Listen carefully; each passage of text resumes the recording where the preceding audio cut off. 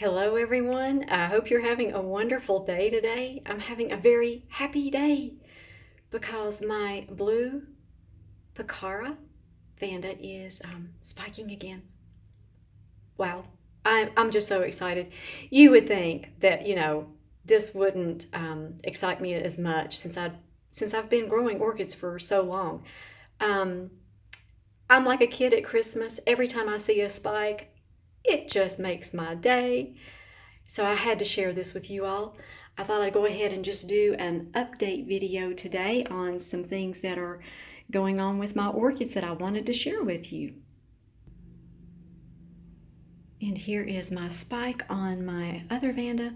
I don't have the name for this one, but this one is so beautiful.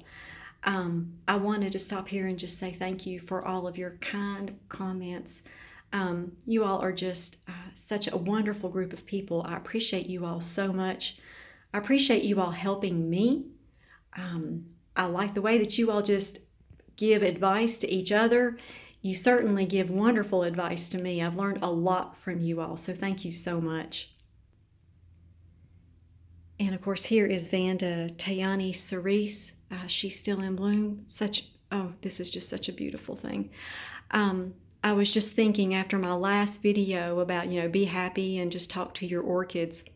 My nephew gave me the nickname of Orchid Whisperer. And when he first started calling me that, it reminded me of that advice that I got so long ago about just being happy and just, learning how to grow them and being happy in the process. It really did change my outlook on growing orchids. Because, we all make mistakes from time to time. I'd love to tell you that after 14 years, I don't make mistakes, but I do. I'm still learning, just like you all are. So there's been many times that I have snapped spikes between my fingers, that I have broken a root. Speaking of that, that's what happened with my Cattleya. Oh, it was not funny when it first happened. But the first time I ever repotted it, I didn't realize that the roots were actively growing. I couldn't see inside of this little tiny black pot that this one came in. And when I took it out of the pot, the roots actually broke. And as you see, she did not hold it against me. These are kind and gentle plants. So, if you do make a mistake on your orchid, step back. Just step back, step away from it. Take a deep breath, smile, and just know that it's going to repair and it's going to be just fine. I learned that from this orchid. And here's my Dendrobium spike. I still love saying that, Dendrobium spike. Yay. I think that this one is going to be deep purple. And purple is my favorite color. So I'm really, really excited to see this one bloom. I'm hoping that the next time I show you all this one on my miniature Dendrobium, that this one will be blooming. That would be wonderful.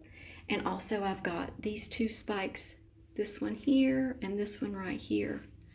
So I keep waiting expectantly for all these others to be spiking because they're going to get jealous. They're not going to want to just sit there and not spike while these others are spiking. True. An honorable mention this week goes to these Dendrobiums that I have in bark. My goodness. Just last month, you see this cane right here had just started. It was just a little tiny cane. Look at this. This is amazing. That's incredible growth. And I love the variegated leaves on this one.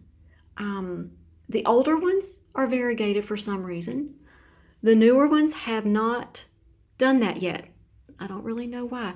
Now you can kind of see it on this leaf a little bit.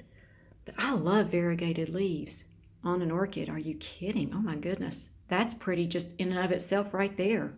I'll take it. And also this huge Dendrobium right here. Remember, this is the one that had the nitrogen deficiency. Oh, it doesn't anymore. It is green. It is pretty. These new growths they have grown very well. No sign of nitrogen deficiency anymore. So I didn't think that this was going to even make it about 6 months ago. Did not look good at all. So happy to report that this one is doing well. I'm very happy with its progress. Okay, and look how beautiful this is. These are my Cattleya roots that are just coming out. Look at these. Look at these roots. These are so pretty. This is on the very first cane that I showed you all that has 3 leaves. Yes, a 3-leaf cane, the only one. Of course, you see, let's see if I can get it here. There is a sheath of flowers in there in the middle. Yes. And then here's the other cane. It has grown, yes, full size. This one came out with 2 leaves and then just a little tiny 3rd leaf. And it has a sheath in there as well. But as you see, the roots to this one are going down in that New Zealand Sphagnum moss. So that's how this one is coming along. I'm very excited about this one blooming in the spring.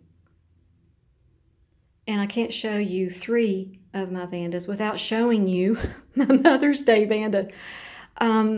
This thing, wait till you see the roots. Okay, here's, do you see this root right here? It looks like it has arms on the side of the vase is what it looks like. Check out the roots. Wow, I'm going to have to get this one a bigger vase. I wonder how much longer I'm going to be able to keep this one in a vase. That's the other question, because the vase is getting full of roots. I am very happy to report. And of course I have to do a miniature update. I've been putting them in these western facing windows. Actually, they're getting more like southwestern exposure now. I want you to see how they have grown with this extra light. Check out this root. Remember this root? You could barely see it in the moss. And today I also found, let me see if I can find it. There's a new root tip in here. So check this out. And the other day I did a video on this one and you could barely see this root as well. So this one's doing very, very well in moss. This one's doing very well in the bark as well. You can just see how much growth I've had. I'm really happy. With more sunlight and with more fertilizer, I've found that that's the key to growing miniatures. And so many of you all have made comments, that you've had the same experience. So thank you for leaving those comments, because it really helps me grow and it helps me to advise other people too. So I really appreciate you all sharing your stories with me. And I really can't do a mini update without showing you Buddy.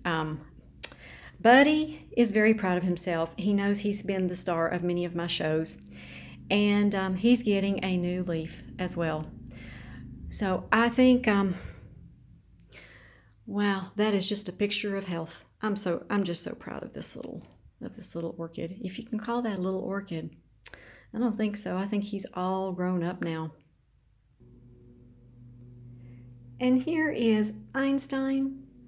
He is still blooming. Look at this. I mean, the size of these blooms, just amazing. This plant has bloomed for me every single year for 9 years, without stop, without fail. It's just amazing. And when it's in bloom, it's spectacular, and the blooms last a long time. So this is just such a wonderful plant. Here is my spike on my water culture phal that has the crazy, crazy roots there. You can see, oh my gosh, look at all those roots. Bloom number 1 is about to appear. So I cannot wait to see this thing rebloom for me. This is my first rebloom. I always look forward to the first time a plant reblooms for me. There's just nothing like it. It just makes me really, really happy. And here is my beautiful Thanksgiving cactus, Schlumbergera white. And I even learned how to say it, yay. This is a Thanksgiving cactus. It's not a Christmas cactus. I learned that the other day. Do you see how the leaves look like a claw? Do you see how they're kind of sharp like this? That is a Thanksgiving cactus.